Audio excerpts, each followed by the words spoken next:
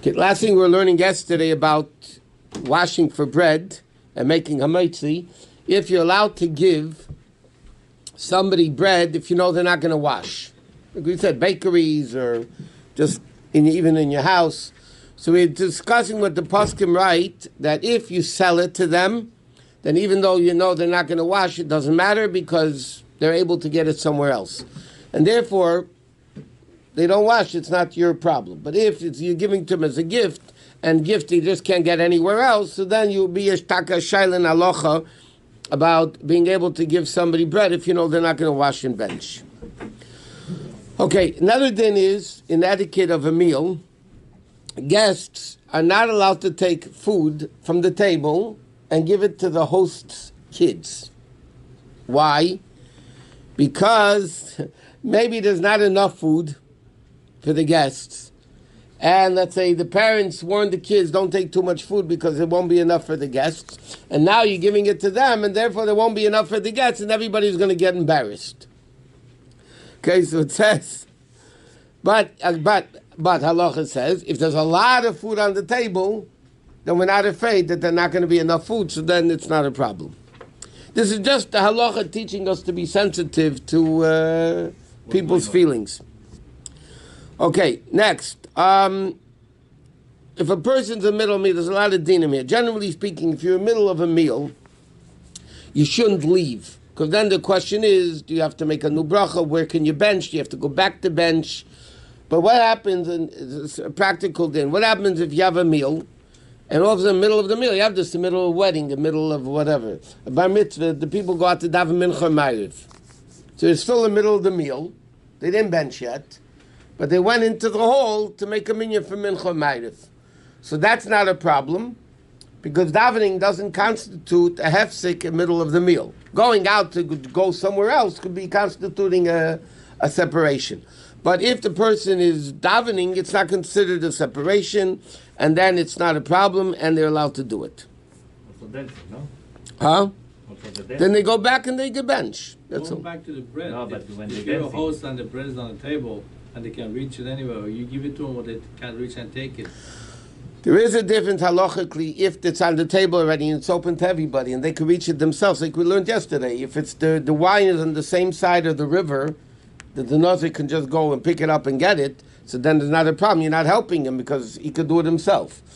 You're right. If it's a gift that it's on the table and it's free for all, and then, somebody says, pass me a piece of bread, you're allowed to give him a piece of bread, even though you know he's not going to be washing.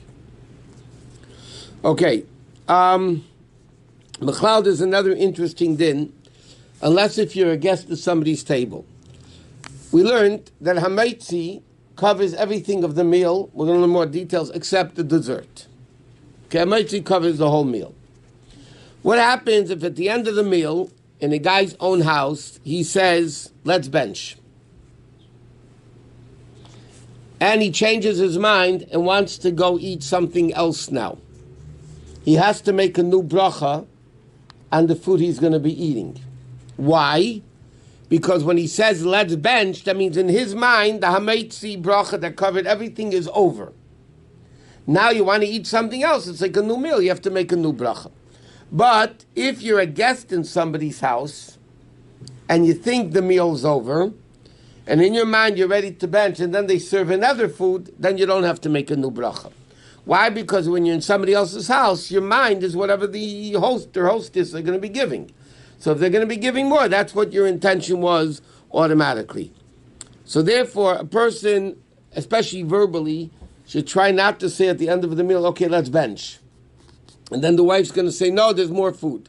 Because then you have a question in halacha, whether you have to make a new bracha, not make a new bracha. Halachically would be best to bench and then eat the food again. After benching, to eat the chicken or whatever. If you do the Birkat Eilim before the benching, can you drink something before you start the Birkat Hamazon? No, once you said the Shir Amalis Onar's Bavel, in your mind, it's like having your mind that you're starting to bench. So therefore, if you want to drink something, you'd have to make a brach on it. So therefore, it's best not to do all these things, because then you get into trouble. If you're at somebody's house and you say, let's bench, and you still want to eat something. No, if you're planning still to eat, his saying, let's bench, doesn't do anything. All right. But I'm saying if you say let's bench, or you have in mind, okay, I'm done already, that's it, I'm ready to bench, so then you have a question if you're allowed to eat more food. You're allowed to eat more food. The question, do you have to make a bracha or not? But isn't it if the Balabait says let's bench, that's usually calls for benching. Everybody has to bench. No? What happens if the wife screams, no, there's more food coming? So who's the boss in the house? That's the question. That's the real question. Who's the boss? Is the husband the boss who says, let's bench it? Okay, so obviously in this the wife's the boss, right? Because she's the one there. But even if the husband says, let's bench, you're not bound by what he says. He's bound by what he says. But if your intent is to eat more, then you're not bound because he's ready to bench. That doesn't mean you're ready to bench. But then what if he wants to do a mezuzah? Okay, so then you're allowed to stop eating, answer his mizum, and then continue eating without a bracha. What? What makes bread so important? You're asking what ingredients are the kinds? No, why so much bracha? A meal is called lechem. Okay, so bread. Lechem levav enish yisod. Bread is, or in fact, even by when Moshe Rabbeinu ran to Yisro over there, the pasuk says, "Kiran loy." Yisro said to the daughters, "Why don't you come v'yochel lechem and they'll eat bread?" He doesn't mean bread; it means the meal. Now, just like wine is the head of all liquor, of all liquids. Okay, if you're sitting at a table, okay, and you make a berei piagafen and wine, you don't have to make a bracha on any other liquid. Not only that, what happens, you're at a kiddush in shul, okay, they make kiddush, you drink from the kiddush, whatever, okay, and then you're going to drink soda. You don't make a shahakol on the soda. Why? Because the berei piagafen that you heard by kiddush, which is like you said it, because there's a rule, shomeya ka'ena, listening to something is like saying it. That's why could you hear kiddush? You have to make kiddush. How do you hear kiddush? Because when you hear kiddush and you answer amen, it's like you said kiddush. So then the berei piagafen that you heard on kiddush is like you said it. Therefore, you're going to by the kiddush you're going to drink soda. You don't make a shahakol on the soda, no matter when it is. During that time, you don't make a bracha on the soda. So wine is the head of all liquors. By the way, liquids. First bracha and after bracha. Let's say somebody drinks. They drink a cup of grape juice, which is agafen, right? Enough to make a after bracha. And they drink a cup of juice. So they don't make a shahakol on the juice, because the berei piagafen of the grape juice covered it. The after bracha on the grape juice, halagefen, valpiagafen, or on the wine, whatever, you don't have to make a berei nefashos. Because the after bracha, that's the din. The Gemara says, berei piagafen covers the first and after bracha. Exactly the same for fruits. Let's say you have grapes and an orange. You need to make a berei piagafen on the grapes. Do you have to make after bracha on both the grapes and the orange? No, if you had enough grapes to make an aloeit, valprioeit, then you don't have to say berei nefashos either. Okay, but here we're talking about any liquid. It's really a different bracha. So what happens if you... So one second, you have a scenario, I'll give you an example.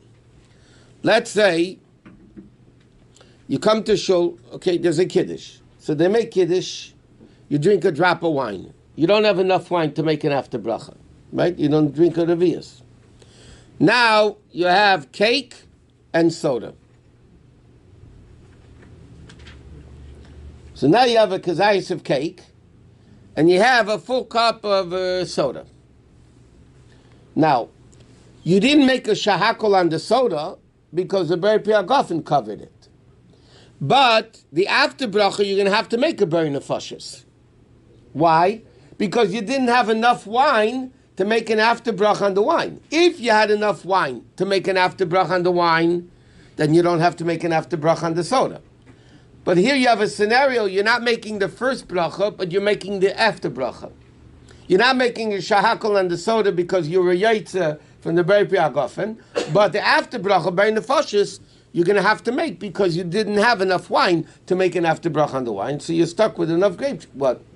No, I have a question. Yeah. This morning I ate a bagel and I did Hamotzi, and when I finished the bagel I was hungry. I took a banana. Did I need to do the bracha on the banana or not? If it was a banana that you eat to fill you up, you don't make a bracha on the banana.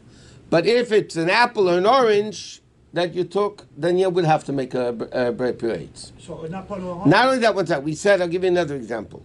Somebody by Shalashudis, right? People wash, they're eating whatever, tuna, eggs, whatever they're eating, and they have watermelon on the table, or fruit salad on the table. So you have to make a brepir on the watermelon, even though it's not the dessert. But that's not your meal. If your meal, by the way, would be bread and watermelon, I mean, whatever, hypothetically speaking, if somebody would wash and they know, I'm eating now for my meal bread and watermelon. So, halacha says, the first bite of watermelon, you eat with a little piece of bread, and then you don't have to make a bracha on the watermelon. Why? Because you're eating it as your meal, not as a dessert. You're eating it as your meal, and you started the meal with a little piece of bread with the watermelon, so then you don't have to make a bracha on the watermelon. But if you're eating eggs and tuna and other stuff, and you have watermelon at the table, then everybody says you have to make a bracha on the watermelon. Yeah, can we backtrack to benching once again? Yeah? Okay, one person washes and eats enough bread, but two other people wash, but they don't eat enough bread. Can you make him a zoom?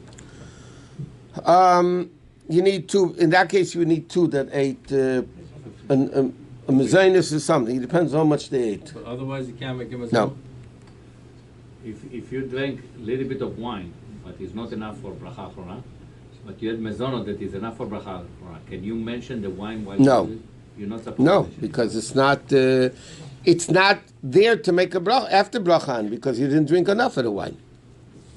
So therefore, bread is the head of all the... Oh, so coming back to your question. So just like wine is the head of all drinks, bread is the head of all foods. Providing bread is eaten or the food is eaten to fill you up. Okay? Therefore, for instance, if you wash and you're having fish and salad and soup and chicken and meat or whatever you're having, Shabbos, let's say, you don't make a bracha on any of those things because those things are made to fill you up. Fish is made to fill you up. Salad is made to fill you up. Soup is made to fill you up. Chicken, meat, whatever it may be. The dessert that you're eating is not there to fill you up. Dessert is there to wash down the food. The same thing you have many times. I'll tell you many times, and this is a difficult thing to know because you have to know what the purpose of it is. A lot of times you go to a wedding, they start off with a fruit cup. You start off with a fruit cup, right? By the way, why do caterers do that? But a lot of times they start with a salad, because that they can put on the table much earlier. You can't put soup on the table or it's going to get cold. So what do caterers do? You always go to a wedding, a simcha, right? It's either a salad that they can put on earlier, doesn't get spoiled, or a fruit cup. Now, you wash for Hamotzi, and now you're eating fruit at the beginning of the meal. So do you make a bracha on the fruit or not? Part of the 5-course meal. Yeah, but the question is like this. If the fruit is an appetizer, what's called in halacha liftayach b'nei ma'ayin, to open up the stomach, meaning it's an appetizer, then it's part of the meal, then you don't make a bracha on it. Because again, it's part of the meal to get you an appetite to eat the meal. But if it's not there as an appetizer, it's just there because that's what the caterer put on the table, then you have to make a bracha on the fruit. Who decides on that? That's what I'm saying. That's the difficulty. If you ask the caterer what's it there for, he said because that's the first course we're able to put earlier on the table. Is it an appetizer? The person really has to decide themselves. If they're eating it as an appetizer, then they don't make a bracha on it. Otherwise, they would make a bracha on it. But if you're hungry and you eat it because you're hungry, then it's part of the meal, no? Not necessarily, because fruit is not necessarily something which is normally eaten to fill you up. I'll give you another example of this, and we'll learn those dinner more in detail later. On the dessert, ice cream, fruit, compote, apple, you make a bracha at the end of the meal. Do you make a bracha on cake at the end of the meal? Yes. So, no, halacha says it depends why you're eating the cake. If you're eating it because you're still hungry, then you don't make a bracha on the cake. If you're eating it because it's a 7-layer cake with frosting and you're eating it because it tastes good, or looks good at least, so then you would make a bracha on it. It depends why you're eating it. You would or you wouldn't? But not on the It depends why you're eating it. If you're still hungry, right? If you're still hungry, then it's part of the meal. Then you don't make a bracha on it. On the coffee we don't. The coffee you don't. Okay, to be continued.